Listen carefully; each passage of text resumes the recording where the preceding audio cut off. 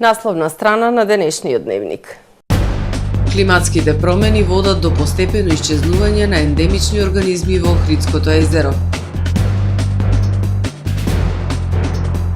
Граѓаните да внимаваат на рокот и изгледот кога купуваат храна, апелираат надлежните.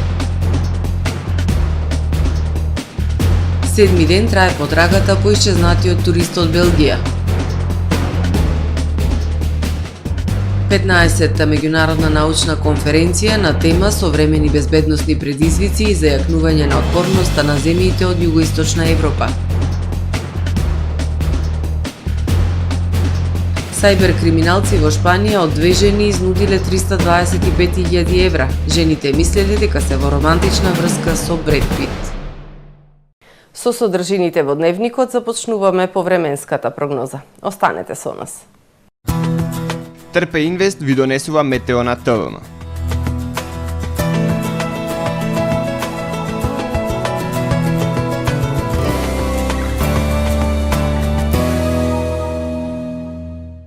Во Охрид денес имавме умерено облачно време со сончеви периоди и услови за слаби врнежи од дожд во попладневните часови. Максималната дневна температура износуваше 20 степени Целзиусови. Во текот на ноќта, вторник кон среда ќе преовладува умерено облачно и потопло време со пораст на температурите. Во среда во западна и северна Европа, како и локално на Апенинскиот и Балканскиот полуостров, ќе преовладува умерено облачно и нестабилно време со врнежи од дожд. Ќе биде ветровито и посвежо, со дневни температури кои што ќе бидат во опаѓање. Во источна Европа ќе преовладува претежно сончево и потопло време со појава на локална облачност. Во поголем дел од Балканскиот полуостров, утре ќе преовладува посвежо, умерено облачно и нестабилно време со врнежи од дожд. Во крајните јужни и североисточни предели ќе преовладува претежно сончево време со појава на локална облачност. Максималните дневни температури ќе се движат во интервал од 21 до 29 степени. Во Македонија во среда ќе преовладува умерено облачно време со сончеви периоди. Ќе биде ветровито и потопло. Во попладневните и во вечерните часови умерено облачно и нестабилно време со слаби и локални врнежи од дожд. Ќе дува до умерен југозападен и југоисточен ветер кој што ќе достигне брзина до 25 км на час. Минималните температури ќе се движат во интервал од 7 до 16 степени, додека пак максималните дневни температури во Македонија утре ќе се движат во интервал од 18 до 28 степени. Во Охрид во среда ќе преовладува умерено облачно и нестабилно време со слаби и локални врнежи од дожд. Минималната температура од 12 степени, додека пак дневната ќе достигне до 22 степени. Во Охрид во четврток ќе преовладува претежно сончево и топло време со појава на локална облачност. Максималната дневна температура ќе достигне до 24 степени. Во петок и сабота сончево и многу топло време. Утринската температура од 12, односно 13 степени, додека пак дневната ќе достигне до 25, односно до 26 степени.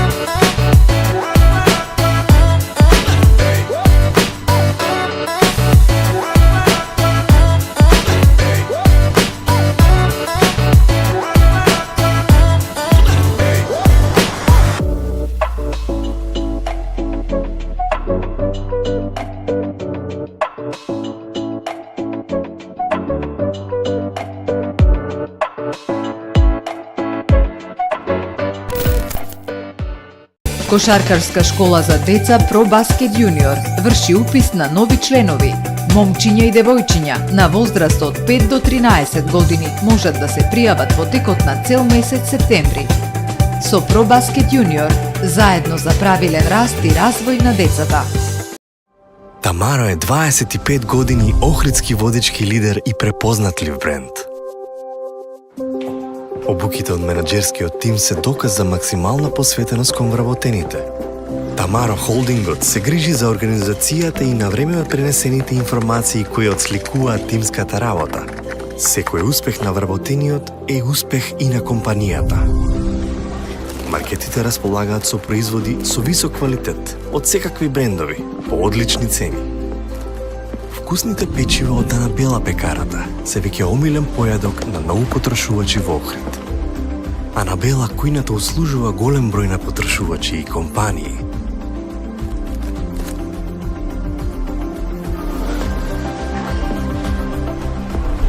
Рибарата е секогаш снабдена со најразлични видови на риба и морски плодови.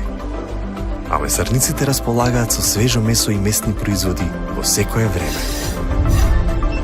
Уживајте во својот охридски домаќин. Тамаро, повеќе од маркет.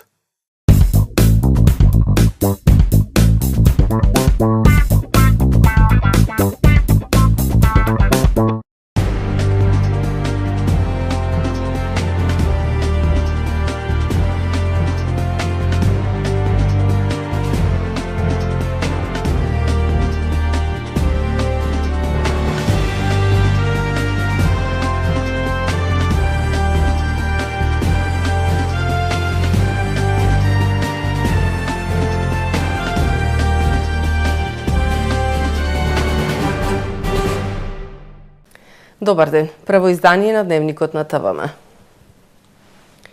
Климатските промени го загрозуваат живиот свет во Охридското езеро. Според научната јавност, тие предизвикуваат промени во живиот свет во езерото до постепено исчезнување на некои организми.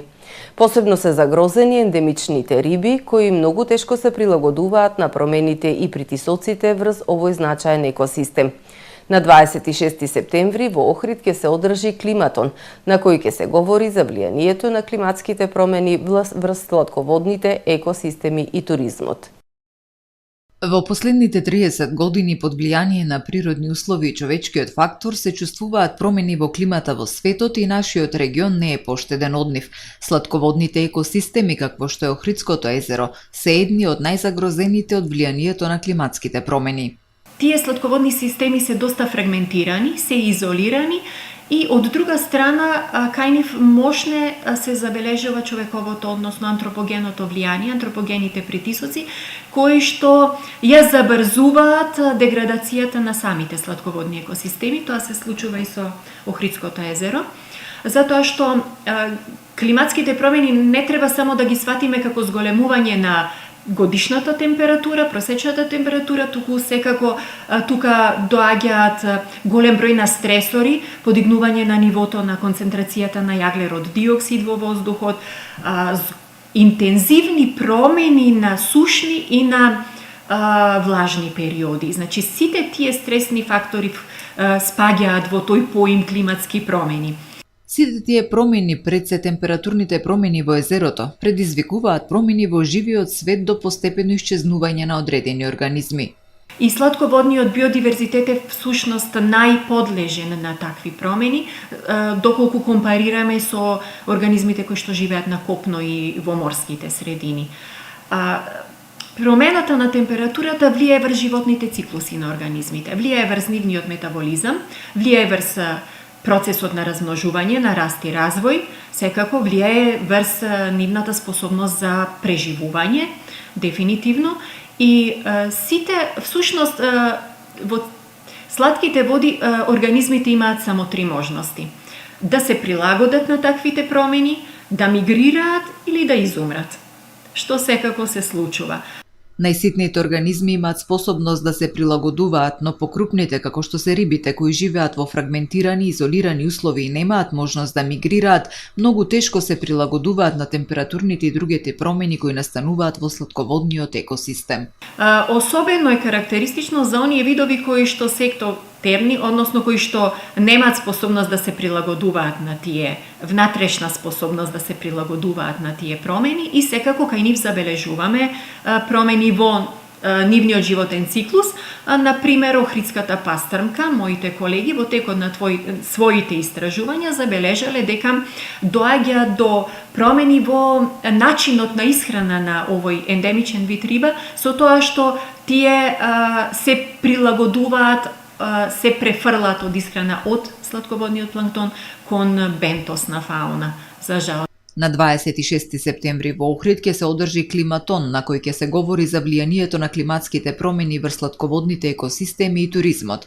Настанот е во организација на научната установа Хидробиолошки завод Охрид и глобалното движење Климатон, а поканети се учесници од научната фела, бизнис секторот, представници од министерства и сите засегнати страни во справување со предизвиците. Со овој настан, Охрид е на глобалната мапа во рамки на ова светско движење заедно со Лондон, Рим, Лима, Буенос Ајрес и други градови ширум светот. Агенцијата за храна затекна тони небезбедна храна во промет во Охридско-Струшкиот регион. Дел завршила и на домашната трпеза. Не е регистрирано ниедно труење, но надлежните апелираат граѓаните да бидат внимателни. Инспекцијските контроли оваа летна сезона открија тони небезбедна храна во Охридско-Струшкиот регион. Во промет во ресторани, маркети, месари беа затекнати прехранбени производи без декларации, со сомнителен квалитет и поминат рок. Дел завршиле и на домашната трпеза. Во Центарот за јавно здравје не е регистрирано ниедно труење од храна, но лекарите велат конзумирањето на храна со поминат рок или сомнителен квалитет има штетни последици врз човековото здравје. Да земат производи кои што се со во рок на употреба, да не биде оштетена амбалажата, да не бидат производите спакувани во неадекватна амбалажа, лесно расипливата храна, млеко, млечни производи, месо, риба да биде сместена во разладен уред на адекватна температура и секако дека оние кои што се производители на храна да внимаваат на хигиената. Граѓаните велат им се случува да купат производи со поминат рок, без декларација, па дури да затекнат производи со бришан рок на пакувањето. Ми се случило, ама посебно и јас реагирав и дури имаше малце на една павлака кисела и малце муфла. Иначе пазам на датите. Се случува, јас гледам, зашто ние водиме рачун за тоа.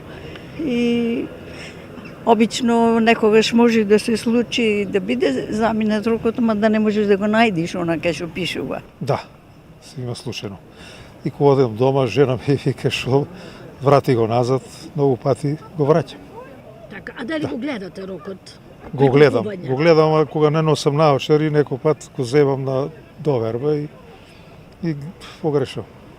Контролите на Агенцијата за храна покажаа во промет големи количини на небезбедна храна, но до Организацијата на потрошувачи во Охрид има само 3 пријави за храна со поминат рок. Од таму велат граѓаните ретко пријавуваат.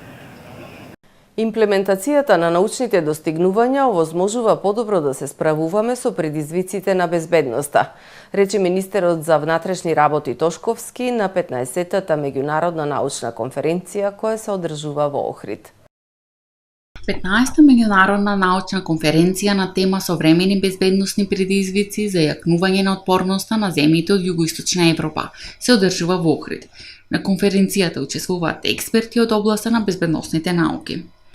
Пред присутните се обрати министерот за внатрешни работи Панче Тошковски, кој истакна: унапредување на науката и академското истражување на степен на кој што заслужува е нужно не само за научната фела, туку и за практиката како таква. Ако сакаме да зборуваме за безбедно општество, борба против сите видови сериозен криминал, нужно е да ги дискутираме темите и на ова академско и експертско ниво, со цел заклучоците и научните факти кои ќе произлезат од ваквите настани да ги имплементираме во институциите, со што ќе го зголемиме нивното ниво за да се борат со сите предизвици како што се организираниот криминал, сајбер-криминалот и високата корупција. Научната мисла мора да го даде својот придонес во секој од овие пилари во кои институциите како МВР ќе треба да се развиваат во иднина, потенцираше министерот Тошковски.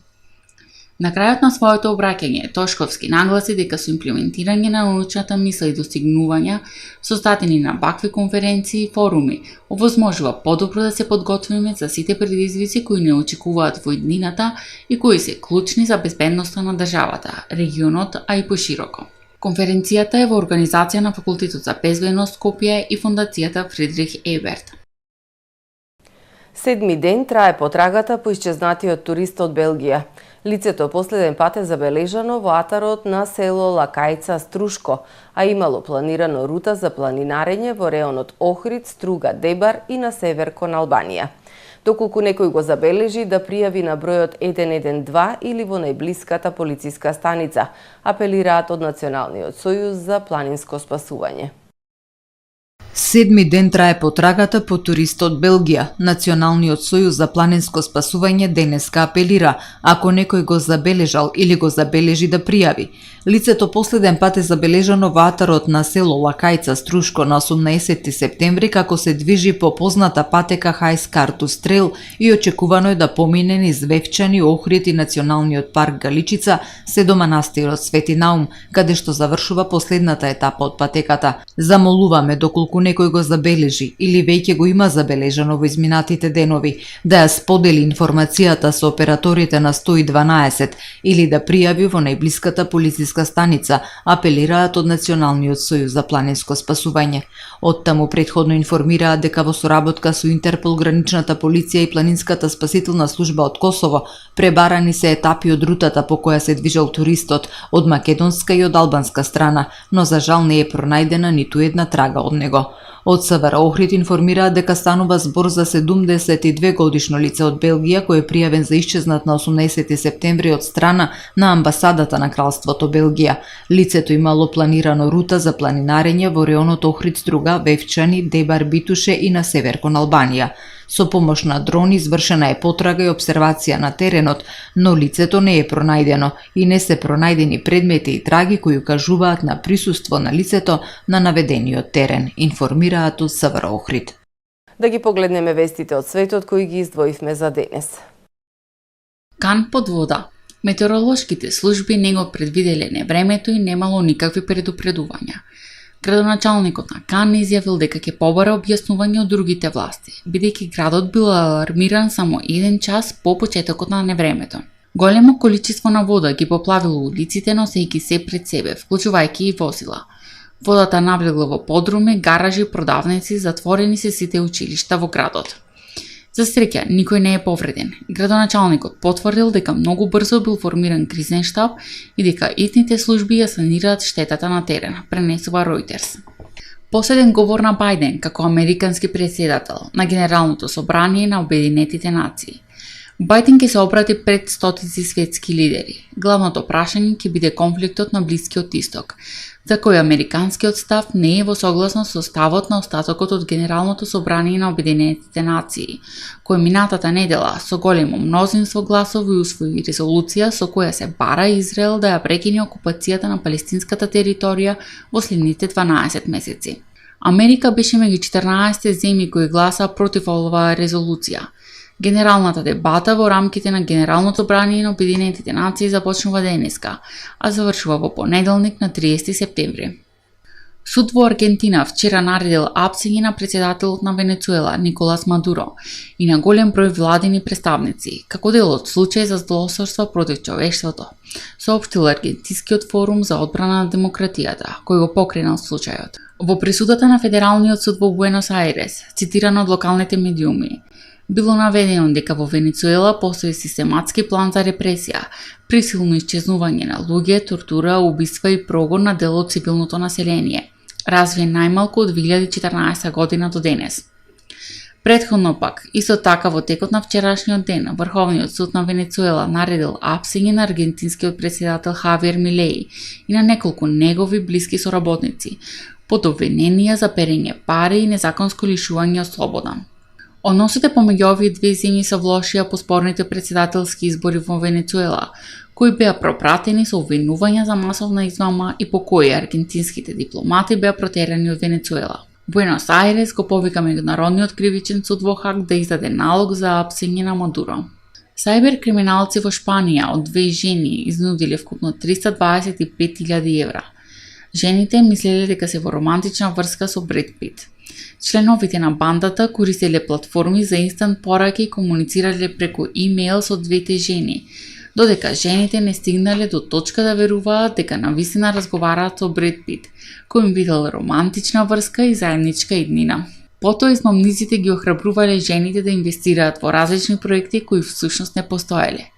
Полицијата соопштила дека сајбер-криминалците, за да ги фатат жртвите, прво ги преучувале нивните социјални мрежи и им правеле психолошки профил, со што откриле дека двете жени се ранливи, не добивале нежност и биле во состојба на депресија. Полицијата уапсила 5 лица во јужниот регион на Андалусија, вклучувајќи ги осумничените водачи на групата.